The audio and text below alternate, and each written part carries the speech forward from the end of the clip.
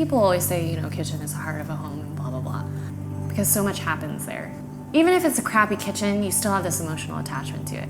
So what if we design it to actually do what we want a kitchen to do?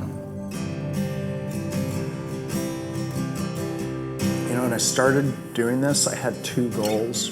One was to only build the things that we wanted to build.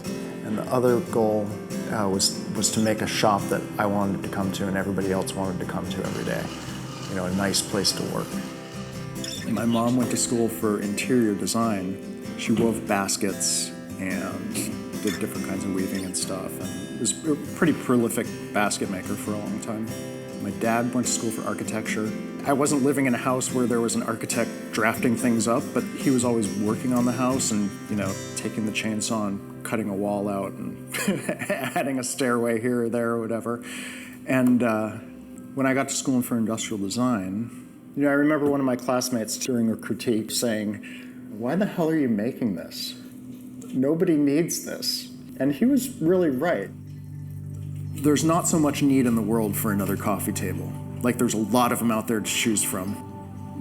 The thing that I could do, though, which IKEA can't do and which Crate and Barrel can't do and all the other big companies out there making furniture, is I can make something specific for somebody. I was at Rhode Island School of Design for furniture design and discovered Kerf Design just by searching RISD alum. I called him and asked to see his shop. I just consider myself lucky that Shara came along. She had that understanding of, doing something well and intentionally. Well, when things are well built, you can love them well, right? Because they're not going to fall apart on you. It's one less thing to worry about, and you can just enjoy the thing.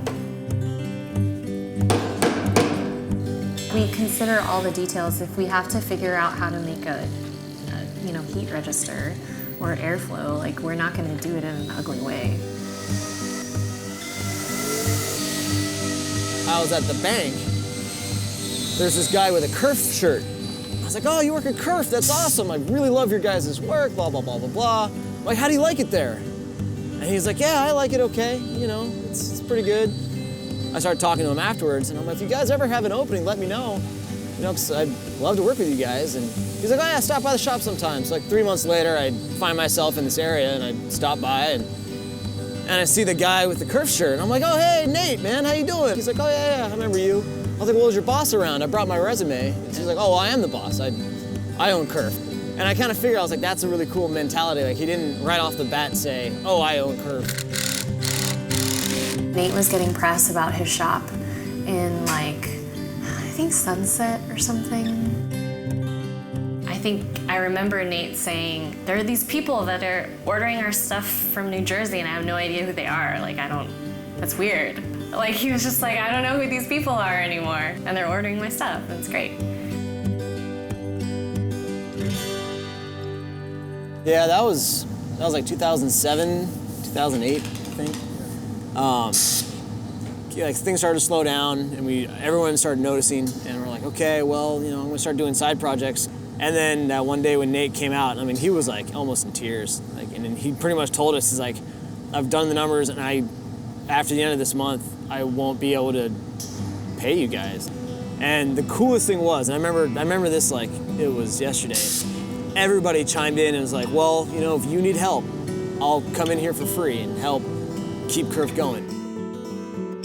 I don't know, it's always been a goal of mine to build this business into something that could stand on its own. If I were to vanish from the picture, you could take the concept of what we've been building and why it's built the way it's built and everything, and it could keep going.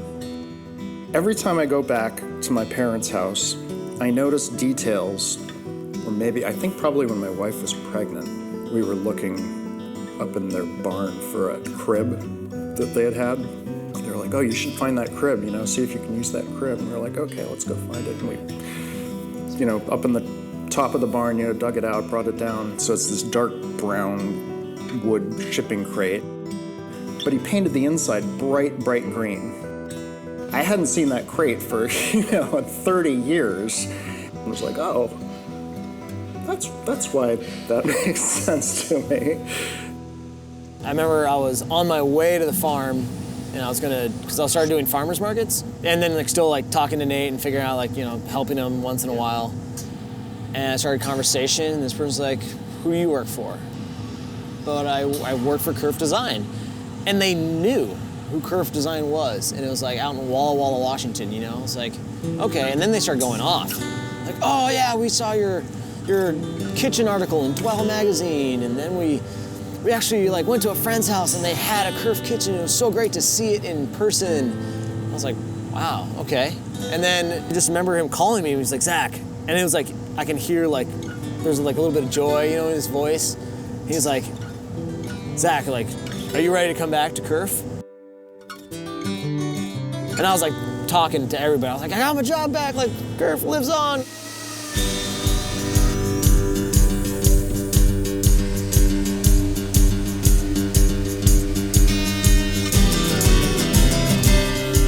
And so it's kind of weird to think like, you know, humans interacting with objects in an emotional way, but it happens all the time. When we live with them for a long time, we develop a relationship with them. And suddenly it's like they become more than material. It's funny thinking that this project that I started 15 years ago now has 5 people working on it all the time, and probably needs more people working on it, and that there's enough people out there in the world that like it and want to support it. I mean, that's just crazy to me to think. It doesn't make any sense, but it's pretty cool. You know, in a lot of ways it's become our thing.